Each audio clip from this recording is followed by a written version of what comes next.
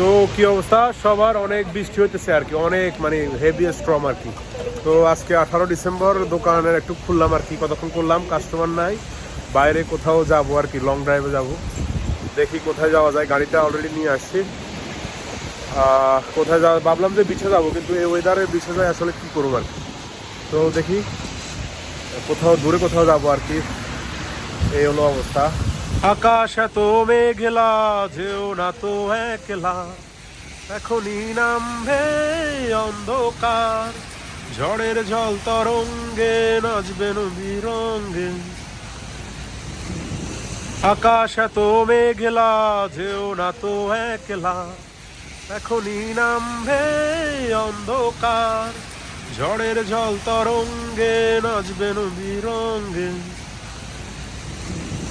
তো এটা হচ্ছে পার্পল আইল্যান্ড। অনেক কষ্ট করে আসলাম, মানে পুরো ভিজে অবস্থা খারাপ, এত ঠান্ডা, মানে অবস্থা খারাপ। তালাল তো যাইবো না, আমরা সবাই যাওয়ার ট্রাই করতেছি ভাই, এত ঠান্ডা আসলে বলার বাইরে। অনেক লোকজন আছে মোটামুটি, কিন্তু যদি বৃষ্টি না হয় তো অনেক মানুষ হয়তো, আমি সামনে দেখাইতে পারবো না কারণ মোবাইল দিতেছি। এনিওয়ে, তো কি অবস্থা, আমরা আছি পার্পল আইল্যান্ডে। অনেক ক্ষেত্রে আমরা আসলাম, কিন্তু এত ঠান্ডা আসলে মানে বলার বাইরে, অন্ধকার হয়ে গেছে, কিছু দেখা যাচ্ছে না। আরো ভালো হতো আর কি, মানে প্রচন্ড ঠান্ডা, একটা ইউনিক একটা এক্সপিরিয়েন্স আর কি। এই অবস্থা একটা আইল্যান্ড, এটা অনেক সুন্দর, বাট আসলে ওয়েদারটার কারণে অনেক রিস্ক নিয়ে আসলে আসছে। ভাবলাম যে মাঝপথে ঘুরে নি গাড়ি, বাট তারপরে আসলে দেখি সামনে কি আছে। আপনি বলেন, কিছু বলেন, কি আছে? মানে আজকে আমরা একটা স্পিড এনজয় করি, আসতে 1 ঘন্টা লাগবে, ওই পথটা 2 ঘন্টা। সো বাট এখানে যদি আলো থাকতো তাহলে জিনিসটা অনেক সুন্দর।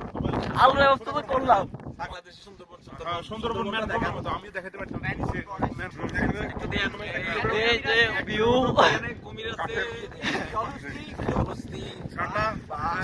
ঠান্ডা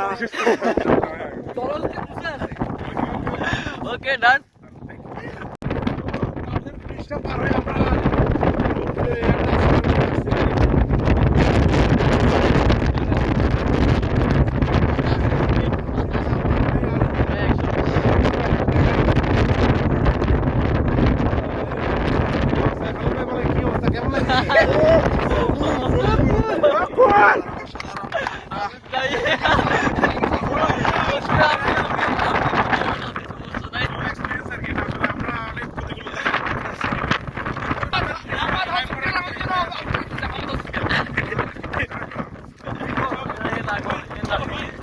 তো আমরা শেষ করলাম, এখন আমরা রুমের দিকে চলে যেতেছি আর কি। অনেক কিছু দেখানোর ইচ্ছা ছিল, বাট আসলে হয় না আর কি, প্ল্যানটা আসলে বৃষ্টির কারণে পুরাই হয়ে গেছে। এনিওয়ে, এখন আমরা রুমের দিকে চলে যেতেছি। আল্লাহ হাফেজ।